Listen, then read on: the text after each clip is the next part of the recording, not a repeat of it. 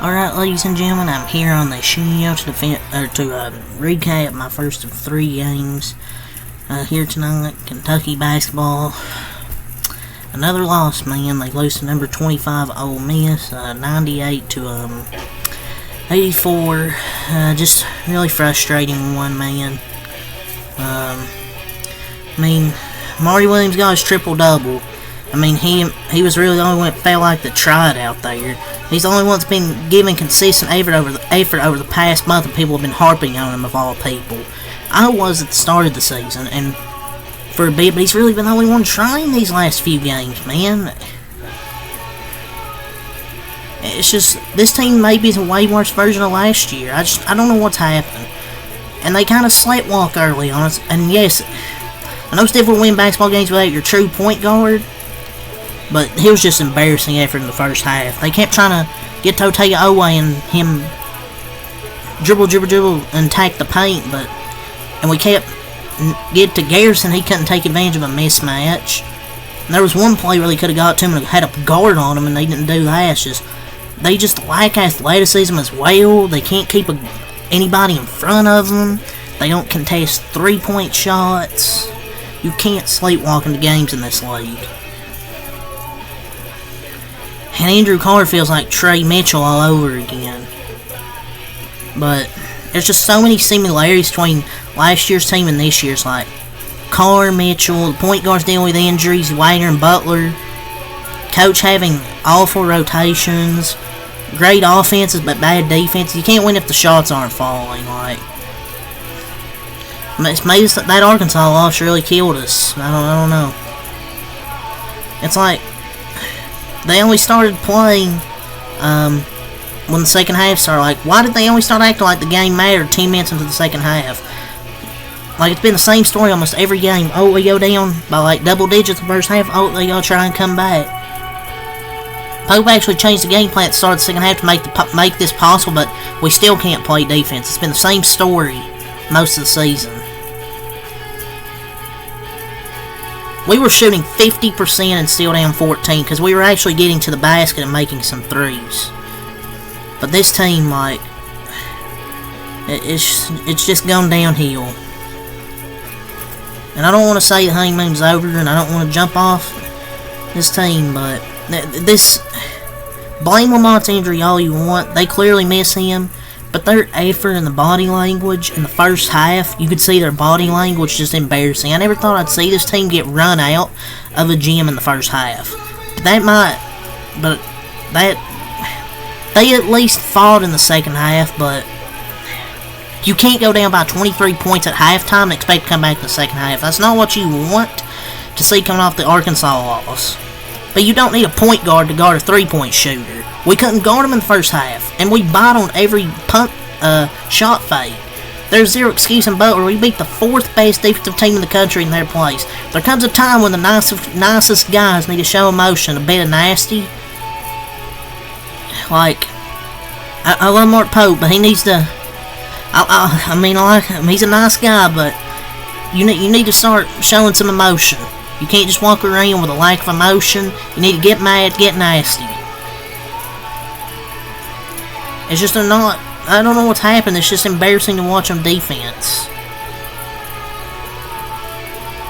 They're just missing, like, even on broken plays, Ole Miss was scoring. Like, there's no talking, poor switches, open shots for Ole Miss. Like, it's just they just look defeated and uninterested. And this is not like an Lamont Butler or not a Kirk Crazy problem. They played uninspired basketball on both ends and earned this deficit in the first half. 0 heart, 0 fight. Not having a point guard is going to play a huge role, but our defense wasn't the best with him, but I don't think it would be this bad. They just looked awful. Awful and lazy. But they just didn't have the fight and grit until they were down by 23. They shot 50% from the floor and 46%, but 13 3-pointers for the Rebels, and they had a 24-1 assist to turnover ratio, killed the comeback push. We didn't shoot bad, but when you get down by that much, he ain't gonna come back. Ole Miss made some contested threes and long twos in the last 8 minutes to end it. At least the late shot clock contested shots at Splash. I mean, yeah, we could contested some shots, but they were going in anyways. They made some one-on-one shots. They trailed by 27 points. They got it down to 11, but they just couldn't get under single digits. The defense is just not good. I mean, Amari earned his triple-double. Well, it's just something good out of this. But they got 2 tough shots to fall at the end of the shot clock to really bury this game. And they've only 1 turnover. I mean, we have to be able to turn teams over. We just aren't doing it. We just can't turn teams over. They can't guard. They can't get the ball up the floor. Scoring is like pulling teeth. Just tough start, like the pressure and physicality.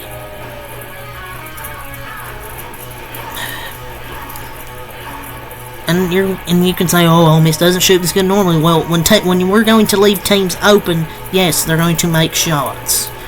Even after the start of the second half, they didn't play well. They gave it 54 in the first half. They gave it 14 points in the first segment of the second half. And Ole Miss 0 turnovers 25 minutes into the game, only like 4 fouls. Your inability to guard the ball to an extent is TBI, terminal basketball illness, what Jimmy Dykes said. And that symptom often mirrored on the other end. You can't guard it, can't drive it, minimal advantage, minimal easy offense. And most of their buckets, there have been broken plays and no dribble threes. The second and third efforts are just talking and effort, and they just didn't have any talking or effort, really. And we have not many athletes. This team really isn't that athletic. It's just, we have an athleticism issue, a strength and physicality issue, a toughness issue. They just have an individual talent issue. Like, the roster was built from scratch in 2 months. Coaching and elite execution allowed them to overachieve greatly to start, but it's crashing down right now. And, physicality, toughness are eminently, are they fixable? Probably all the team full of 23-year-olds that have played 100-plus college games. I mean, they've played so many college games, you'd think they would communicate, be experienced. But we just need... we'll see what we can do in year 2 and get more athleticism, but nobody seems to be coaching defense. Robinson can't guard anybody. Brea and Robinson only go east and west. I mean, yes, they can nail threes, but Brea doesn't do that half the time. And they get beat baseline, and that's a no-no, because somebody in the corner could get open. If the guy in the corner rotates, it's going to leave him open. You can anticipate and steal at least 4 to 5 passes. Like, they throw some bad passes, and they anticipate them. We just need to... You have to find some more bails. We need athletes and three-point shooters. We just don't have the athletes other team has. Butler or not, we should still be better than 89th in the defense. 89th is not good. I mean, yes, this roster was... I don't think it was never good enough to be elite, but I thought it was going to be good. But Ole Miss scored like 13 points on outside shots by their big men where they were left 100% open. Like, defense just not good. Like, the honeymoon period's over for Mark Pope and this team. I'm riding with Pope still, like, but the accountability, you gotta give him some accountability as well. I mean, I gotta be consistent. I gotta be consistent. I do still support the team and love Pope, but still want to stick with him. But the level of basketball, like we've seen of late, is just unacceptable regardless of the injuries. Like, they just weren't competitive in the first half. And everything I said about suspending any and all expectations without point guards was true, but that was still an embarrassing half of basketball to start off. I mean, that's just my opinion. I mean, you can bash me if you want, but it's just our defensive liabilities. I don't care. Like, you can score all those points, but if your defense isn't going to be any good, the defense is... It doesn't matter if your defense It doesn't. If your offense is really good, your defense still has to be good. You can't just be all offense, no defense. They have to go out there and get some defensive guys in the portal. Just, yes, Lamont Miller's our most important player, but you still have you can't get embarrassed like that in the first half. That's all I'll say. And Almanor, he played what, 15 minutes tonight, and he didn't have one stat. He didn't take a shot. He didn't do anything.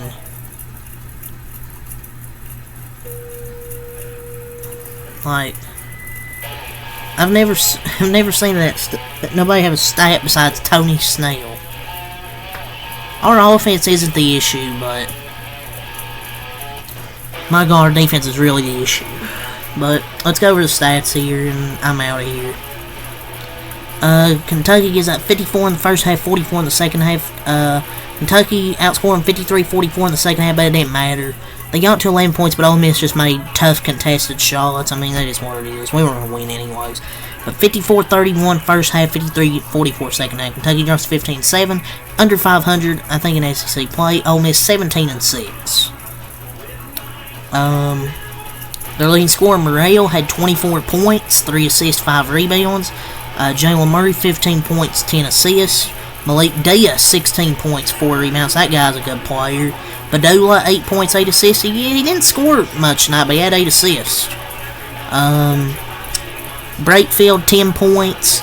Dre Davis had 17 points. Devon Barnes, 6 points. They had 5 guys in double figures.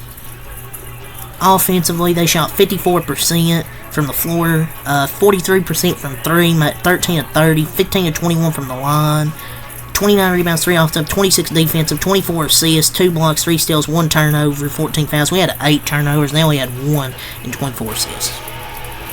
Kentucky here, their leading scorer, Otagoe, 24 points, 6 rebounds. Amari Williams, 12 points, 10 assists, 10 or 11 rebounds. He's been one of the only players that really been showing great effort. Robinson had 18 points. It's just that first half, we had to have better first halves. Robinson 18, Brea 10 points. Carr had 10 points, 3 assists, 4 rebounds. Perry 5 points, 2 assists, 2 rebounds. Garrison 5 points, 3 assists, 5 rebounds.